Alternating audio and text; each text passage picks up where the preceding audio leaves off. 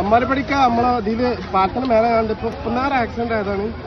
ഇങ്ങോട്ട് നോക്കാൻ വേണ്ടി അല്ല കാക്കട്ടെ, അല്ല കുട്ടികളും മക്കളും.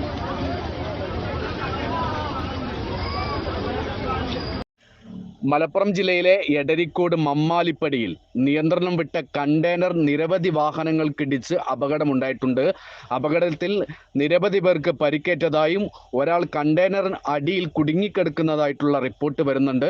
മറ്റു കൂടുതൽ വിവരങ്ങൾ മറ്റും ലഭ്യമായി വരുന്നതേ ഉള്ളൂ. ഈ വോയിസ് നൽകുന്ന തീയതി മെയ് 8, 2025, സമയം 8 മണി കഴിഞ്ഞ് 58 മിനിറ്റ് ആയിട്ടുണ്ട്.